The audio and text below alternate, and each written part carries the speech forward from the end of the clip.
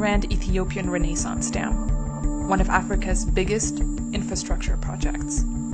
$4.7 billion giant hydroelectric dam. A monster of concrete and steel. The government believes it's going to revive the economy.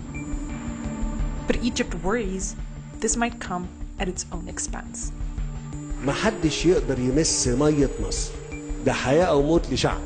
Negotiations over the dam's operations have dragged on 4 years, with neighboring Sudan caught in the feud, and both Egypt and Ethiopia hinting at possible military action over the project.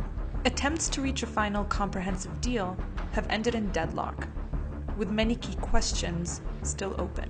So why is it so hard to settle the dispute over the Nile? Let us unpack that for you.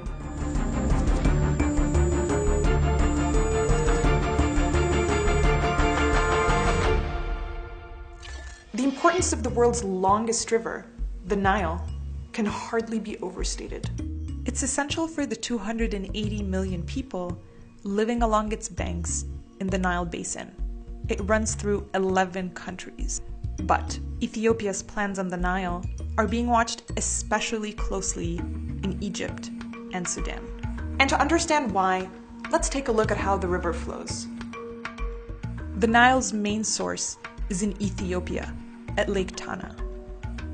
Water flows towards Sudan and joins the river's other tributary at Sudan's capital, Khartoum, before heading downstream to Egypt.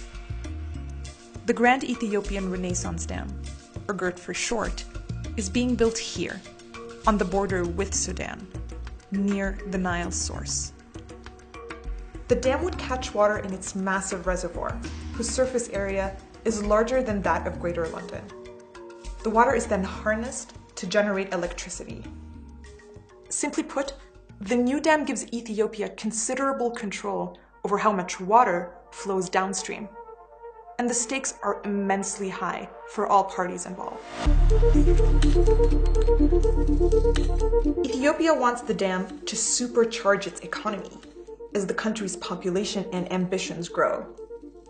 It could be part of Ethiopia's transformation. It does provide sufficient power for all sorts of future investment, particularly in manufacturing, which is an area that Ethiopia has been trying to move into increasingly, presenting itself as a site for labor-intensive manufacturing, because ultimately, Ethiopia has very cheap labor, also has quite cheap power.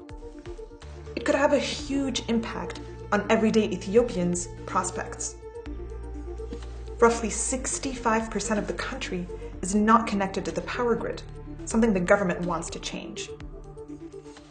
If things go as planned, energy from the dam could also more than double Ethiopia's current output, fulfilling its needs and making it an exporter. አገሪቱ በደህንነት ላይ ያለች ሀገር ስለሆነች የኤሌክትሪክ ሲስተሙ ለሁሉም ተደራሽ ይሆናል የሚል ሐሳብ አለኝ። Meanwhile, Cairo says the dam can operate under one condition: that Egypt is not harmed. The country is home to almost 100 million people who depend on the Nile for 90% of their freshwater supply. One fear is that Ethiopia will leave too much water in its reservoirs during periods of drought, endangering the flow downstream. That could leave Egypt's farmers unable to irrigate their lands, causing major food losses. And all this as the effects of a warming climate have already strained Egyptian agriculture. Any 2% drop of water affects 1 million people. So it's really the more impoverished categories and the farmers, I think, that will be affected. And where does all of this leave Sudan? It's caught quite literally in the middle of things. السودان من اليوم الأول براعي مصالحه وين؟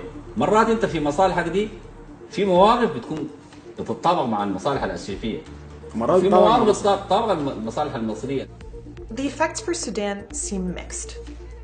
One fear is that GERD could jeopardize the operations of Sudan's own dams on the Nile. However, Sudan also sees an opportunity to get cheap energy from Ethiopia thanks to GERD, and it could regulate water flows that have sometimes caused flooding.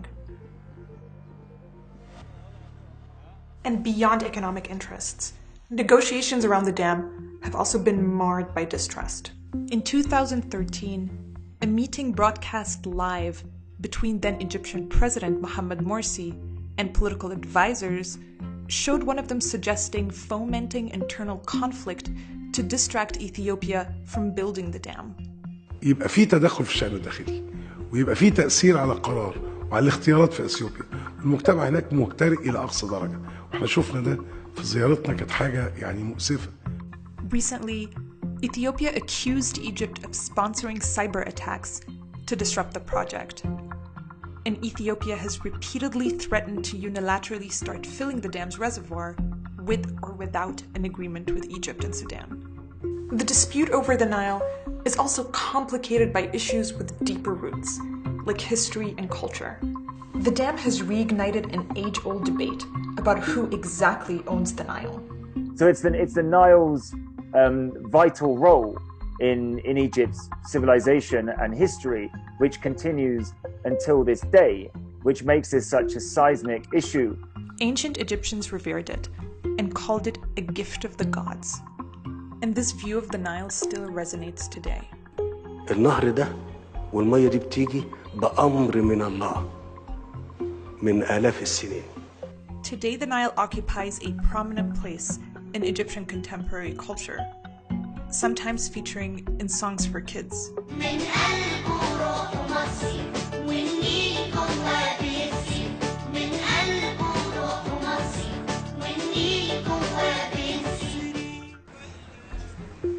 But of course Egyptians aren't alone there. Ethiopians call the Nile's main tributary Abai, and Ethiopian culture also has an enduring attachment to it.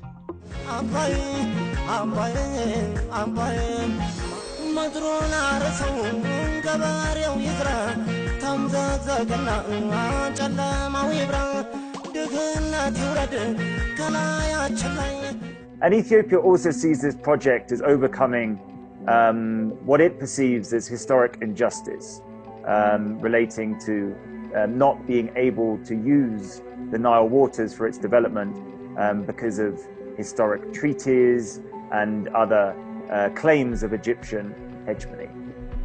Let's rewind back to 1929. Britain was then a colonial power in Africa and signed a treaty with Egypt granting Cairo the right to veto projects higher up the Nile that would affect its water share.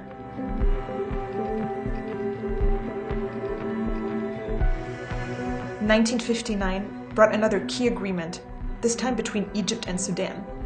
It gave Egypt the right to 55 billion cubic meters of Nile water a year, and Sudan 18.5 billion cubic meters per year.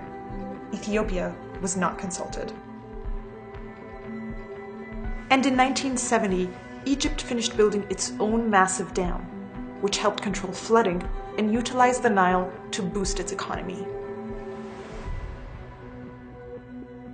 The feeling of historical injustice on the side of Ethiopia and historical attachment on the side of Egypt have made any talks on sharing the Nile harder. Therefore, it's not looking to make compromises and concessions on this project, and instead it's looking for the downstream countries to do so.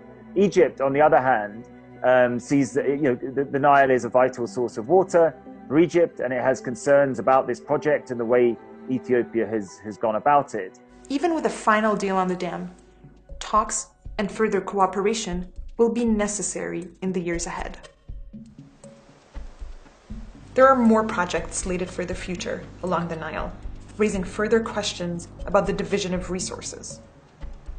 And the effects of climate change and growing populations mean water could be an increasingly scarce resource.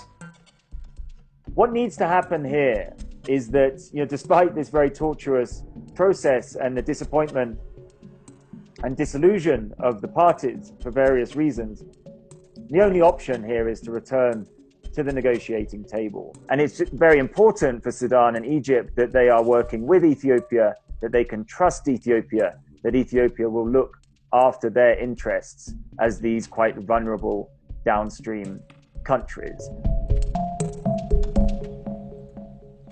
Thank you so much for watching this edition of Unpacked. What we're trying to do with this series is break down complicated stories that shape our world, and we'd love to hear from you for more ideas. So if there's a particular topic you'd like us to dive into, let us know in the comment section, and maybe it'll be the topic of our next video.